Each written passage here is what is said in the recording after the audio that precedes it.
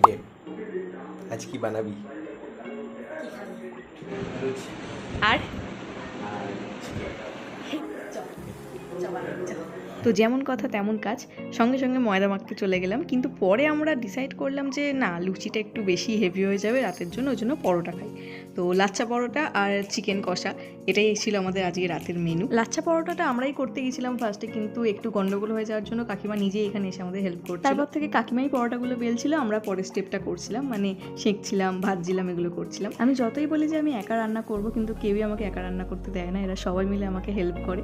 তো অনেকদিন পরে এরকম রান্নাবান্না করে বেশ ভালো লাগলো। আর এখানে পরোটাটার অবস্থা দেখে এরকম করছিল যে এরকম হচ্ছে পরোটাটার অবস্থা। তো যাই হোক, সবকটা পরোটা আমাদের আস্তে আস্তে এবারে ভাজা হয়ে গেছে, এইবার হচ্ছে খাওয়ার পালা। আর সামনে একদম গরম গরম নরম নরম পরোটা আর চিকেন কষা একদম রেডি। তো এই ছিল আজকের ভিডিও। যদি কিছু ভালো লেগে থাকে তাহলে please do like, share and subscribe. চলো আজকের মতো টাটা।